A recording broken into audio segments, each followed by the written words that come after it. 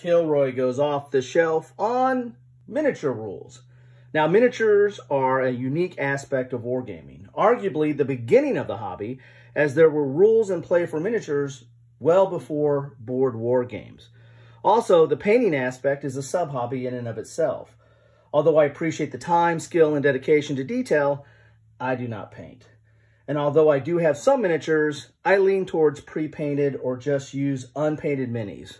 I know, pure heresy.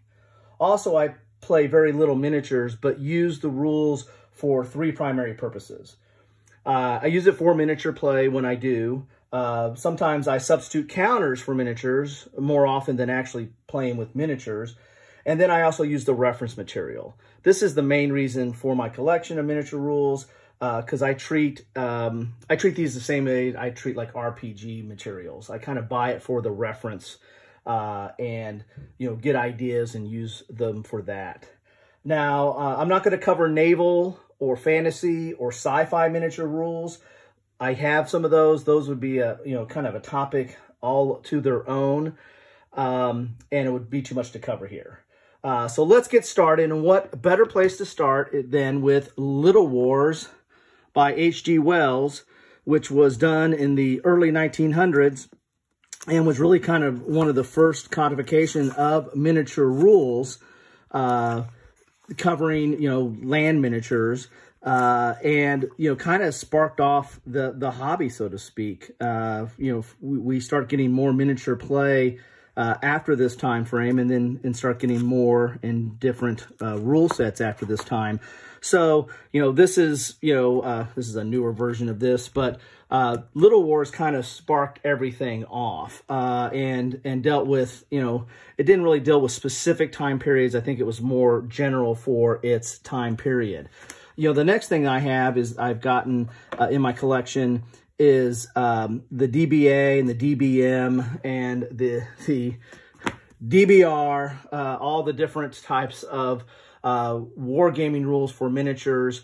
The DBA came out first, and then they came out with this that covers basically the same period of the antique or ancient time, but this covers from 3000 BC to 1500 AD, and these are Phil Barker and Richard Bodley Scott does all these different rules.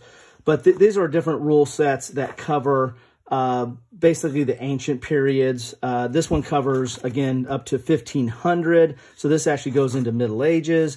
But this is just a general rule set. DBA, I think, is more common among people. It's been around longer. This one really just kind of added in the medieval time frame into it. But there's a lot of reference materials to this. I mean, I've printed out several of these. As you can just get in here, there's all kinds of different army lists. Like this does army lists from 3000 BC to 500 BC. And so it gives you, the references. As I said, I use this mostly for the references. Like here's the year early Sumerian. And I'm having trouble with my thumb. As I said, I heard it earlier in the week and just can't turn pages. So why did I pick turn page segment? You just got the different armies. And so it tells you about like the time periods and what is comprised in that army. And then you can go back to the general rules and use that. This rule set brings it up to the Renaissance era. So 1494 AD to 1700 AD. And then again, I have some of the army list for that. These are different books, and since that covers a long period of time, there's different books covering segments of that time per country. So you'll get, Swiss Confederate and get during that time period, and it'll just show what the composition, and it'll also give you some notes about that army and what some of their strategies are and stuff like that. As I said, I use this a lot for reference material because I try to cover battles that aren't covered as much, and so I like going into these to kind of make my own battles. And sometimes I don't even use the miniatures. I'll just use counters or, makeshift stuff that I have around to try to see what that battle looks like. The next set of miniature rules I have is Field and Glory. And as always, if you guys have comments on these, love to hear what you think about these different miniature set rules. And these are just ones I have. I know there are probably better and easier and greater rules out there, but this is what I have because it's off my shelf. So I got Field of Glory. These were put out by, I think these were put out by Osprey, Osprey Publishing, and their color, they give you some history in there. It's pretty cool. I generally like them. I can't, playing wise, I don't know which one I like better on this, but this one, it just has a better presentation. And these are like the general rules and have some armies in here, but then most of this is for the reference material. So you'll have Rise of Rome. So this is a book that just deals with, the Roman units, and it'll give you composition breakdown and, starter army. And so you can like look at the different composition of forces, and actually they might have some scenarios or battles in there that you can set up and recreate and do the like on that. So I have several of these. This is late medieval period. There's several reference books, and you know me, I like a bargain, so I try to get these at the lowest price possible, because when they came out, they're relatively expensive. I think like they're 20 bucks each. I didn't pay 20 bucks each for them, but they can get kind of pricey, especially since they're reference materials. But there's all kinds of different. Here's Imperial Rome, so it's a later Rome period. The Ottomans, Byzantine, the Biblical Middle East, Far East, and that's a pretty good sized book there. But there's all kinds of, use these as reference materials. So moving to the Renaissance period, you also have Field of Glory Renaissance, which, brings the rules up to, more of a musket and pike, and maybe even into, let's see, I don't know what time period this goes to. This might even go into like a flintlock time period. But again, you have general rules here, and then you're going to have the reference materials. So you got Wars of Religion, Trade and Treachery, Clash of Empires, Colonies and Conquests, Duty of Glory, Europe 1660 to 1698. One reason for the Renaissance stuff is, there's a lot of ancient games out there, Great Battles of History. There's not as many systems dedicated. There's some like musket and pike, and there's a few systems out there, but there's not, I just found that there's not as many games, especially focused on battles, in the Renaissance period. And so that's one reason why I kind of got these books, to kind of get into that. One of my most recent acquisitions, Sword and Flame. This is dealing with the British Empire.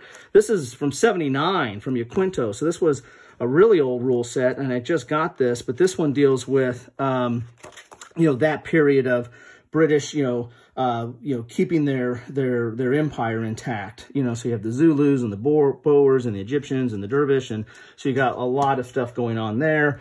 For World War I, this is from the Warhammer historical period. This is the Great War.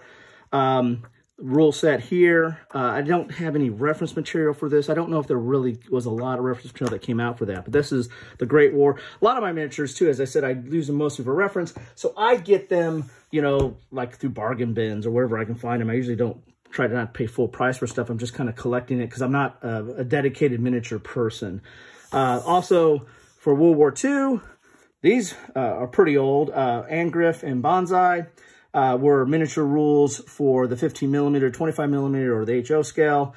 And so the minis, some of the minis I used for that back in the day are, see, I don't paint, but all kinds of this, my little gun mini guys here, and not a lot of vehicles, mostly just guys here. So that's some of the stuff that I used for that back in the day.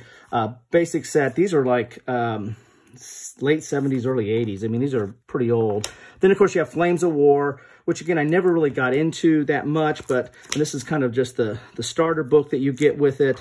But you got Flames of War, and I know there's a lot of Flames of War people out there, or people that are dedicated to that. And this is one of the reference books I have for that, is the Eastern Front Flames of War. Again, I was just trying to get into a little bit more history and what some of the stuff was. For battles on the Eastern Front there. Again, the World War II is really covered pretty well in board gaming, so I really don't need to go to the miniatures as much. Then you have Axis and Allies. So, right, this was the miniature rules, pretty basic as miniature rules go. You had these cards that gave you your different aspects of the vehicles, and really became kind of a dice fest. But one of the reasons I liked Axis and Allies, and what I kind of picked up some of the miniatures over time, of course, you know, I have a tackle box, right? Who goes fishing? I go miniature hunting. So I got a tackle box here of different minis. If you look there, of all the different minis that I have there, that I've collected over time with Axis and Allies, and I keep some of the units here in these little storage boxes. So, as I said, I have kind of a preference for pre-painted minis. Again, yeah, I know, heresy, but that's the way I roll. And then one of my last ones, I got it early on, but one of the last ones, miniature rule sets that I have is TAC Force. This is kind of my modern rule set. This was for modern micro armor. This was produced, I think, like in the early 80s, maybe. So some of these vehicles are probably out of date here, but they had individual cards for the different vehicles, and you had your kind of hit, depending on where you're going to hit it at. And then let's get a good example of a vehicle here, or a good armored vehicle here. Hey, here we go. Here's the main battle tank here. So you have these different cards for each of the different type of units. And then you have all your stats that you need to do as far as moving, and how you're hitting, and what the to hit is, and you know what the type of ordnance you're using, and the like. So these were my rules for modern. So that's what I thought I'd go over today. Hope this was as interesting to you. Those are my miniature rules. As I said, miniature rules for someone who's not a dedicated miniature player, but who dabbles and uses it primarily for reference. Hope you enjoyed.